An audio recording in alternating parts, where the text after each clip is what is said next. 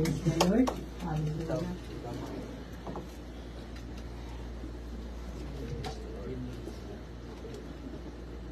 At ang ating pamagat sa gabi ito, mga kapatid, ang laban ng pananampalataya.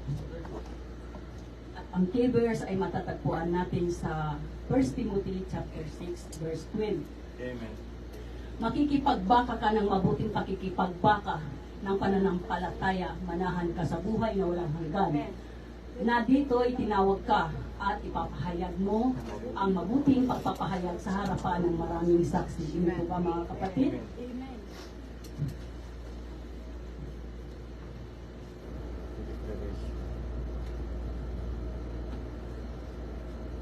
Ang laban ay tungkol sa iyong pananampalataya, kapatid. Ang habol ng kalaban ay ang ating pananampalataya. Ginagamit ng kalaban ang ating mga ang kalaban ang mga bagay na malapit sa atin, tulad na lang ng ating mga malapit sa atin, ating pamilya, ating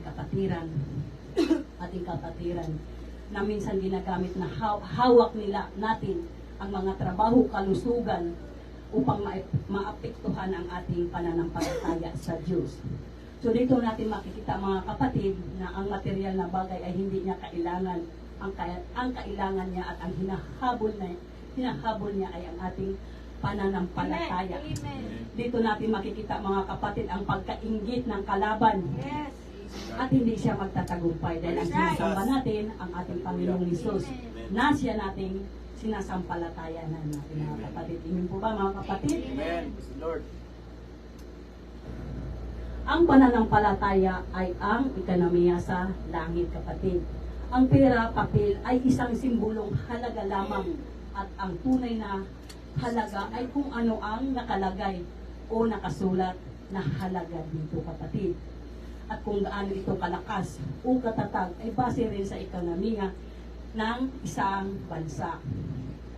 Ang pera ay hindi mo pwedeng kainin, kapatid, at isuot, bagkus ito ay ginagamit na pamalit na kung ano ang kailangan natin sa ating buhay, kapatid.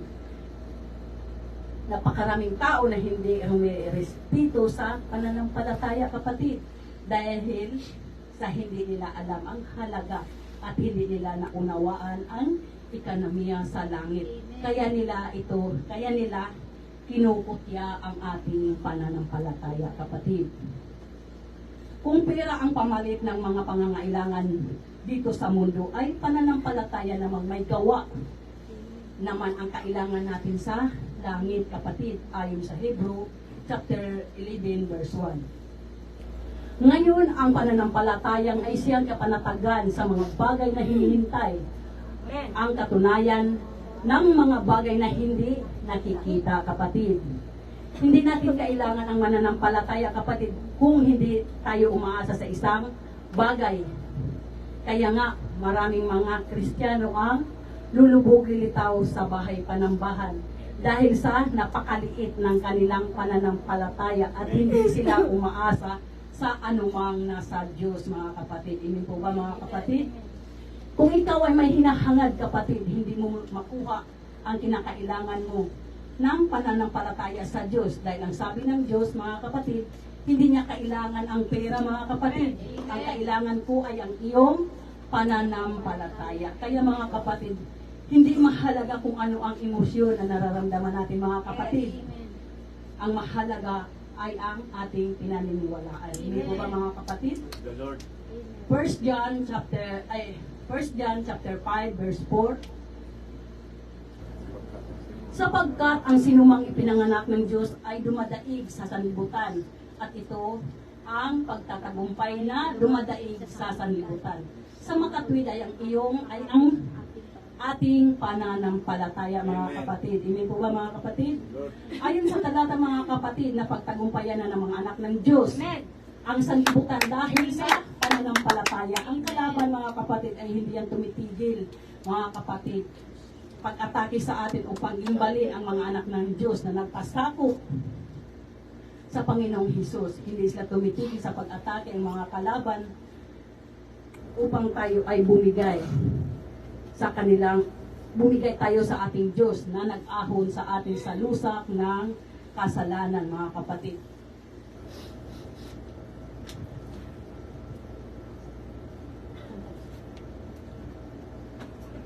May tanong po ako mga kapatid. Bibigay ka ba mga kapatid?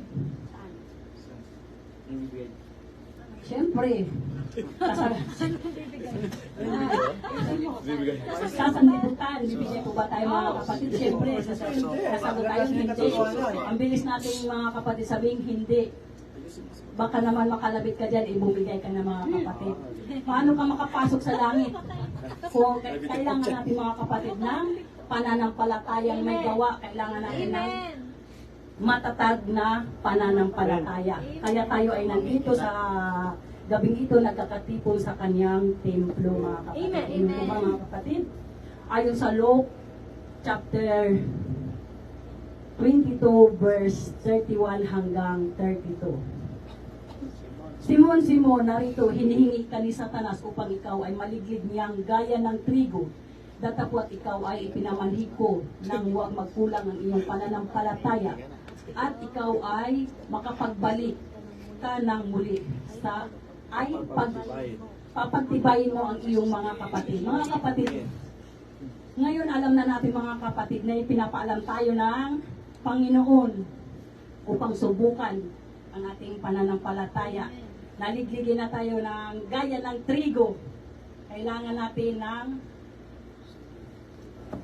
Kaya mga kapatid, pinahintulutan ng Panginoon na mangyari sa atin yun.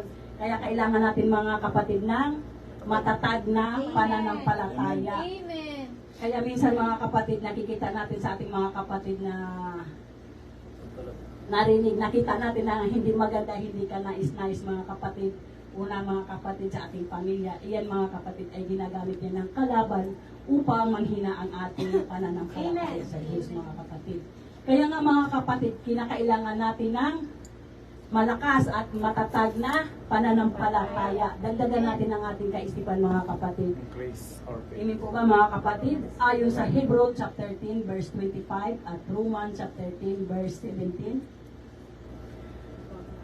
na huwag nating pabayaan ang ating pagkakatipon gaya ng ugali ng iba, kundi mag-aralan tayo sa isa't isa. At lalo na kung inyong namamalas na lalapit na ang araw. Amen po ba mga kapatid? Romans chapter 13 verse 17. Kaya nga ang paniniwala ay nanggagaling sa pakikinig. At ang pakikinig ay sa pamamagitan ng salita ni Kristo. Amen po ba mga kapatid? Anong makukuha mo sa pagpunta mo sa simbahan? Higit na pananampalataya kapatid. Ayon sa Hebrew chapter 11 verse 1. Ngayon, ang pananampalataya ay siyang kapanatagan sa mga bagay na hinihintay. Ang katunayan ng mga bagay na hindi nakikita mga kapatid. Kaya tayo mga kapatid ngayon ay nagkakatipon dito sa bahay panambahan dahil sa bagay na ating inaasahan na kahit hindi natin nakikita ay alam na natin na magkakaroon tayo nito sa bandang huli mga kapatid. Ayon sa Ephesians chapter 3 verse 20, ngayon sa makapangyarihang gumawa ng lubhang sagana ng higit sa lahat ng ating hinihingi o iniisip ayon sa kapangyarihang gumawa sa ating kapatid. Sa pamamagitan ng ating pananampalataya kapatid, ay magtiwala tayo na may Diyos na makapangyarihan na nagbibigay sa atin na ng pangangailangan na kahit iniisip natin mga kapatid, ay ibinigay na niya sa atin. Hindi po ba mga kapatid? Hebrew chapter 11 verse 6. At kung walang pananampalataya ay hindi maaring maging kalugod-lugod sa Kanya, sapagkat ang lumalapit sa Diyos ay dapat sumasampalatayang may Diyos. At Siya ang tagapagbigay ganti sa mga Kanya, sa Kanya ay nagsisihanap mga kapatid. Mga kapatid, ang tunay na pananampalataya ang nagbibigay koneksyon sa ating Panginoon sapagkat ito ang paraan upang tayo ay makalapit sa Kanya. Amen po ba mga kapatid? Amen. Mark chapter 13 verse 27. Pagtingin ni Jesus sa Kanya ay nagsabi, hindi maari ito sa mga tao, datapwat hindi gayon sa Diyos, sapagkat ang lahat ng mga bagay ay may pangyayari sa Diyos. Ayon sa talata mga kapatid, ang mga bagay na hindi kaya ng tao ay magagawa ng Diyos. Sapagkat ang Diyos ay ating sinasampalatayan at makapangyarihan sa lahat. Hingi natin sa kanyang pangalan na may pananampalataya at gawa ay ibibigay ng Panginoon sa atin. Ito po ba mga kapatid? Ayon sa Hebrew chapter 4 verse 12, sapagkat tunay tayong pinangaralan ng mabuting balita, gaya rin naman nila, ngunit hindi nila pinakinggan ang salitang napakinggan.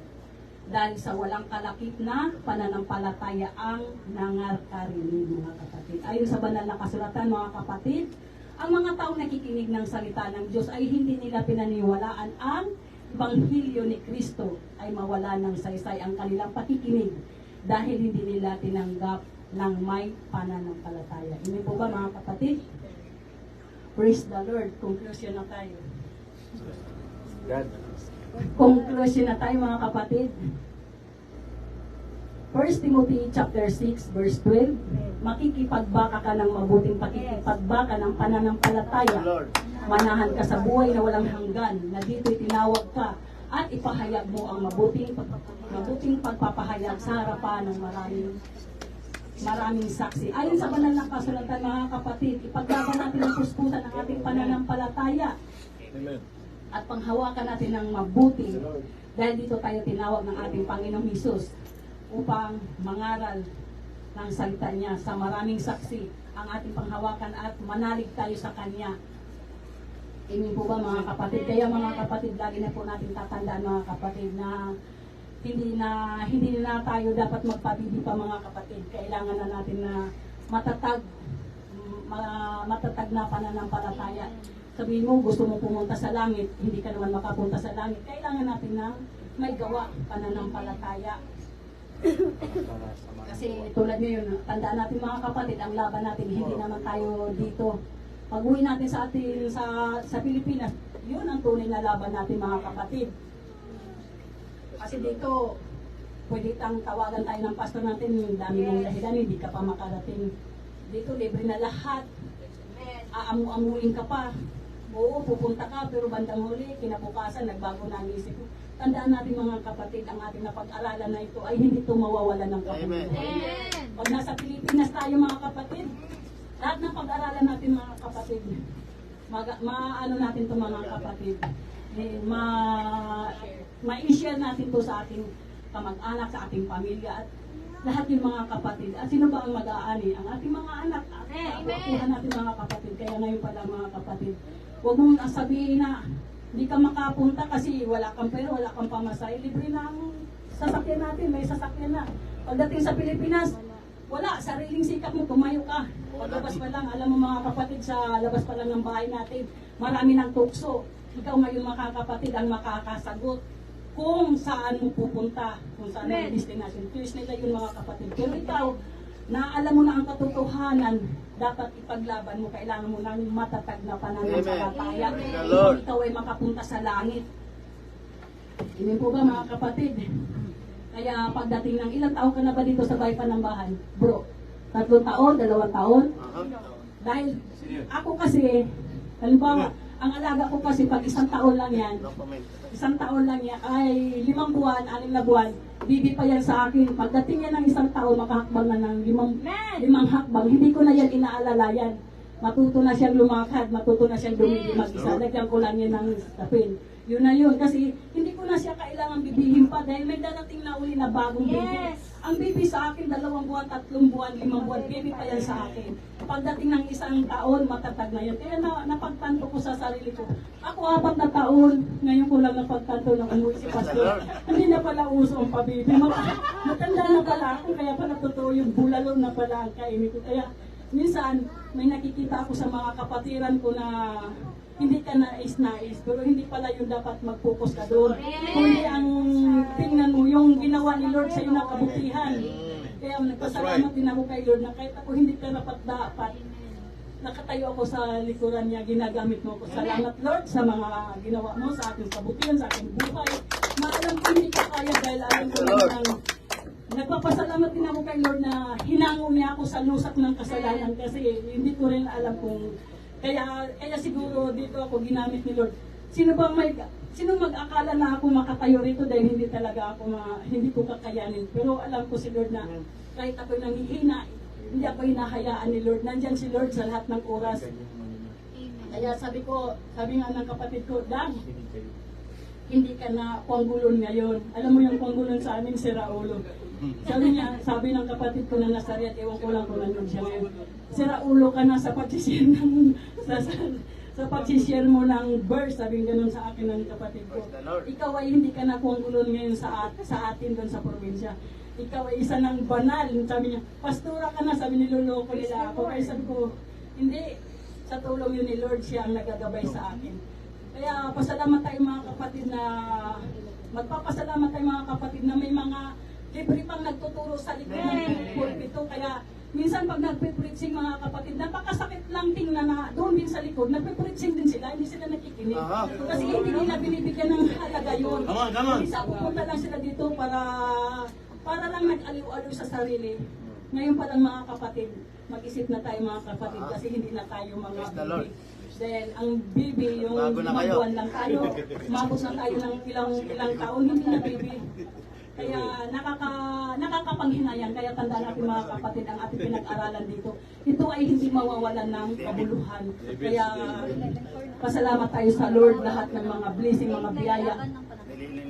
Kaya ito mga kapatid, naway may natutunan po tayo sa ating napag-aralan. Kahit maikli lang mga kapatid, at least may bahagi ko at ito ay tumimos sa puso natin. Kaya salamat Lord na ginamit mo ako sa aking kamangmangan. Hallelujah, hallelujah, Jesus. Tawagin po natin ang ating deputy pastor upang sa pagpatuloy na ating gawain.